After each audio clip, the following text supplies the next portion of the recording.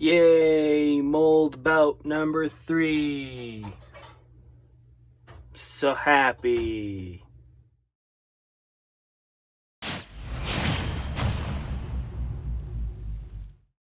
Hey everyone, how's it going? So, yeah, about 6 months ago I was doing a bit of a purge in our home office and I found a ton of mold behind a shelf. Getting really tired of finding mold everywhere. Fantastic. I would like to say that I was surprised, but like I said at the start of the video, this is the third bout of mold in this house. If you wanted to check out the other two, you can check out either my recap of the basement bathroom reno or the mold 2017 basement bathroom or basement renovation playlist. Both of those will be up here. While I'm clearing out the current workspace and cleaning up the mold with some mold control spray, let's go over why I believe that this happened. Like I said, I'm not surprised. Basically, it was only a matter of time. Admittedly, we did have kind of a perfect storm set up for it to come back with a vengeance. The house was built in 1959 with 2x4 framing, so we're already starting off with less than ideal levels of insulation, and I'm sure that it would have degraded somewhat in the last 63 years. We'll put a pin in that, though. We do keep this room closed because Danielle keeps her plants in here, but we'll put a pin in that as well. And we wanted to keep the cats away from them as much as possible because they're assholes. Apollo. Case in point. Since this room was closed for a good chunk of the time, it did not get a whole lot of airflow and was consistently 3 to 4 degrees colder than the rest of the house in the winter months. I attempted to address this in my vented door video, which did kind of work, just not as well as I'd hoped. To address the temperature differential, I did set up a space heater with an inline thermostat to keep it a little bit closer to the rest of the house for comfort and keep the plants alive. With all of the plants that were kept in this room, the humidity was a lot higher in here than in the rest of the house, which, when your walls are colder than room temperature, that will just lead to condensation. We did notice the condensation and added in a ceiling fan to help with the airflow. However, I think by that point we were already kind of screwed. So yeah, with hindsight being 2020, I still don't think that I would have done anything all that different. I think in this case the biggest thing working against us was the house itself. But we'll put a pin in that as well. Definitely soaked into the baseboard, so I will need to take out at least 2 feet of baseboard. And then I'll be able to see how far it's permeated back behind it. Seeing as how it's gone already to about 16 inches out, I'm not anticipating it being any better the next foot. There was a little bit up there, you can see a little bit up there yet. It was coming down the wall again. But looks like that would be more or less surface that I could wipe out still. Caught it early enough, it might not be nearly as extensive as the basement reno that we did. Still might not be too bad, but we'll see. With all of the mold now cleaned up, as much as I can anyway, since it seems to have worked its way down into the baseboards and drywall, it's time for the exploratory demolition. Using my oscillating saw, I start cutting out the moldy portion of the baseboards. From the corner, I work 2 feet out in both directions. Once I pull the baseboards off, it looks like the extent of the mold/moisture damage is about 6 inches in from my cut. It stops here, so it must have come in through the corner, just kind of soaked in this way. So a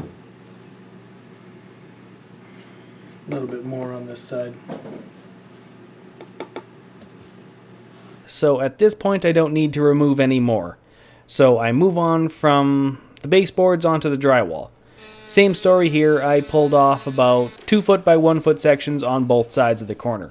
Unfortunately, it looks like at this point that the mold did work its way in behind the drywall and into the paper vapor barrier. So there wasn't a ton of mold behind the drywall, except for right in here, and it did look like there was a bit more moisture going along this wall. Not a ton more, but you can see where it kind of stopped right here. This portion is dry, this portion is not. I think there's a little bit more condensation coming in from the outside yet. I think, seeing as how it is still climbing up there, it looks like it's going up past this section yet. I think what I need to do is basically go take out this corner, because there's a little bit up there yet. Basically go to the stud here, rip out this corner all the way up, and yeah, go from there. Not too happy about it, but I'd rather it not be moldy than be moldy.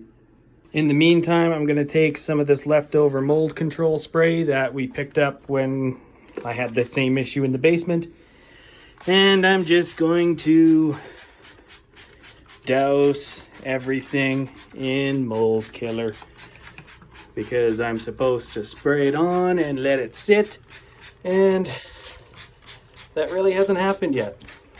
I think I'm also going to have to get under the carpet a little bit. The underlay seems dry, but you can even see condensation building up right here, so I'm not quite sure what's happening here. I think I will replace the nailing strips just because I don't know what's in it, and they are pretty waterlogged. Seeing as how that's the outside of my house, though, I don't want to be digging in too much into it, but you know, let's just put a little bit more of this down. Carpet, I'm not too worried about. That will probably steam clean. I'm not going to rip apart the whole office just for 4 square feet of carpet. So I'll let that sit overnight, and I'll think about if I do actually want to take this section out. We'll see. Okay, made a decision. Kind of made things harder on myself, but that's fine. So what I'm going to do is I'm going to take out the entire wall here, because the mold is right in the corner. So if I have to break open both walls anyway, I might as well make some necessary improvements. Seeing as how this is our office and there was only 2 outlets, one in opposing corners, if I have both walls opened up, I can add in outlets, I can add in Ethernet, I can replace the 60-year-old insulation in both of these walls. So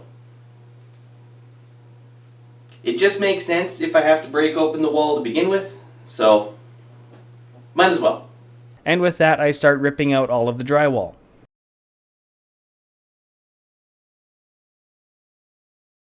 And since there's basically no floor space in here, once all of the drywall is ripped down and the assorted bits of plaster vacuumed up, I load it all into the car for a dump run. With all of my floor space now available, I start pulling down all of the existing old insulation. When was the last time they made black insulation? Who knows? I don't know. Either way, it's gone now. So since there was an issue with mold in this corner, I'm going to douse everything with this mold control spray right now, especially since it's still wet up there. And I'm going to give it a day to kind of dry out, or overnight to kind of dry out, and reassess in the morning, I guess, because you can see it's kind of dark out now, and I don't have a watch, but it's about dinner time, so let's do that, and then I'll call it a night for now. I'll let them dry out, and I can carry on insulating in the morning. It's supposed to be about 4 degrees, plus 4 degrees Celsius overnight, so I'm not too concerned about it getting too cold in the house. That door is going to stay closed anyway, so we're good. Okay, so it looks like it dried out okay. What I am going to do is douse it again with some mold killer just to be sure. And since here and here really didn't show signs of any moisture infiltration, I'm not going to worry about it anymore.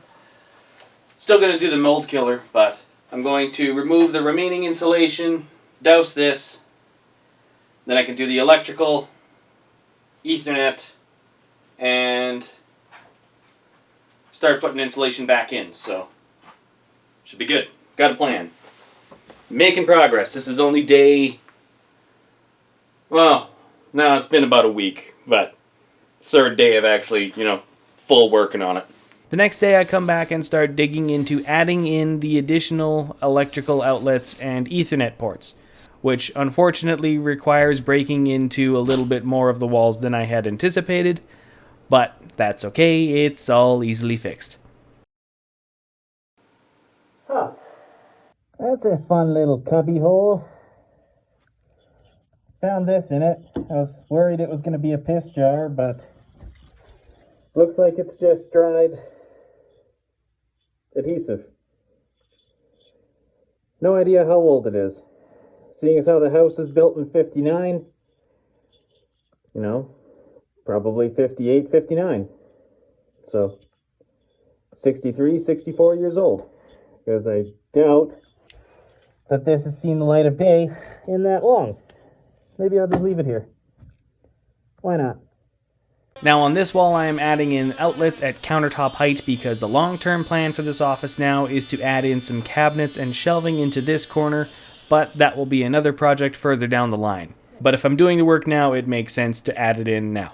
With the electrical boxes installed and the cable roughed in, I can start adding in insulation.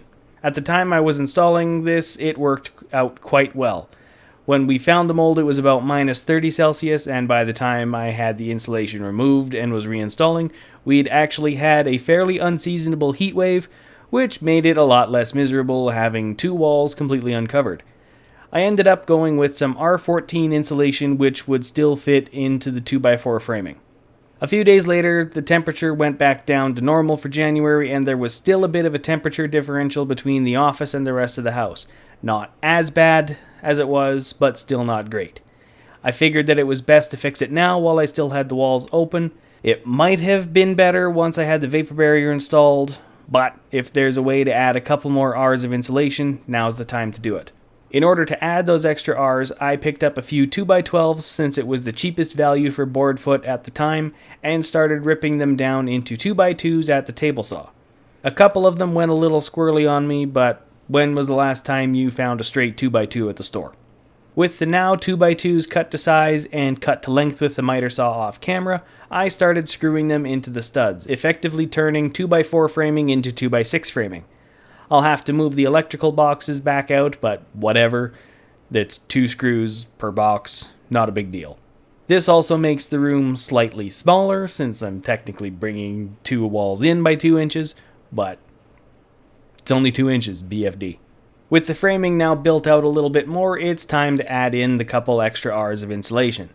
Since I already had the batt insulation installed, I really didn't want to pull that all back out, since it was already cut to size where I needed it and all that. So I decided to go with this rigid styrofoam insulation that was already cut to fit into the 16-inch on-center framing, and was 1.5 inches thick, so it worked out quite nicely. The majority of the pieces did friction fit into the framing, though there were a couple that were loose. So I used some cedar shims to hold them into place, and to fill in the gaps that I missed, I picked up a couple cans of this expanding foam insulation and used that to fill in around all of the miscuts or other areas requiring just a little bit more fill. The next day after the expanding foam was dry, I can come back and cut it flush and start getting the vapor barrier installed. If you are doing vapor barrier, take it from me and invest in one of those hammer style staplers. This made this so much easier, despite the staple capacity design flaws. Like, why would you have done it this way? So this is just stupid. Why wouldn't you make these so that they could fit 2 full magazines of the staples? Why do I have to snap? I can put one of them in, but why do I have to snap one of these in half for it to work? That's just stupid. Make it so that it can fit 2 of these. Now that the vapor barrier is installed, I can start taping it down. So when I was pulling up the original insulation, it did have somewhat of a vapor barrier. I'm not quite sure how effective the papery backing of the insulation was, but I did try to keep the ends of it going behind the remaining walls as intact as possible to allow space to tape the new vapor barrier to it. I'm sure there's still some gaps that I didn't quite get, but I'm also pretty sure that the polyethylene, propylene, whatever poly it is that I'm putting on the wall will be a lot more effective than the paper that was there before, regardless. And now it's time for drywall, my favorite. Not really. Lift it up off the floor, cut around the outlets, and screw it into the wall. Not sure what else to say. Using some drywall screws, I screwed it in roughly every foot or so down on each stud. With the drywall done, it's time for plaster, which I like even less than drywall. Basically, fill in the holes, sand flush where you can, fill in again, sand again, fill in again, sand again, until it's smooth or you give up. That's how I do it. Though, really, it doesn't look that bad. You can't tell. I know that there are people that are really good at it and can get a room of this size done quite quickly. I am not one of those people, and basically once a reno hits the drywall stage for me, my enjoyment of any reno work plummets right off the cliff. With every step prior to this, you can spend a day working and there is definite visible progress. Demo, framing, electrical, insulation, drywall. And then you hit plaster and sanding, where you can spend weeks working on it. And it looks no different from when you started. It drives me nuts. And then when you're cleaning up the plaster, you break open the tape line, which just needs more plaster and sanding, and I hate plaster and sanding with a passion. It's almost as bad as priming and painting. Speaking of which, once the plaster and sanding was done, or at least done well enough to the point I didn't have to care anymore, my wife and I gave the room a coat of primer, especially over the 3 walls with the now new drywall. A couple of walls that were untouched I didn't worry about at this point. And then to paint the whole office again, I bribed my mom to come over with a wiener roast and got her to paint it for me since she does enjoy painting, whereas I don't. Not a fan. With the painting now done, I can install the outlet covers and Ethernet ports. I'm not bothering to wire up the Ethernet ports at this point since I haven't had a chance to hook up the ports on the other end over by my router. I will be installing a little bit more of a proper network cabinet later on, so that will wait until then. No point in doing it now. But at this point, the office is done enough to the point of me actually being able to move off the dining room table and into the office again. And I have my actual desk set up for the first time in a few months. It is quite nice. I have everything, like I got this set up where I want it now, and I got that where it's supposed to be, and you know, it's just nice having everything where you want it, because why wouldn't you have it where you want it? See, look how easy that was. So since scope creep is a real thing with Danielle and myself, instead of returning the office 100% to the way that it was, we are taking the opportunity to completely redo and overhaul this room. Built-in cabinets on both sides of the office, new sit-stand desks for the both of us, and some rolling drawer units. Should be good. It will be another few months before I get to those projects though, as I do have a few other projects to wrap up in the meantime. Before I start this big project, my in-laws have been waiting for their dining room table for over a year at this point, so I should probably get moving on that one some more. And with that, I'm going to call it a video. Thank you all for watching, and if you like what I'm doing here, give this video a thumbs up and subscribe for more.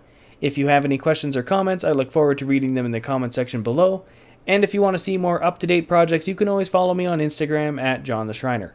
Otherwise, I will see you here in the next video, and have a good one. Back in the office finally. It's great. Yay.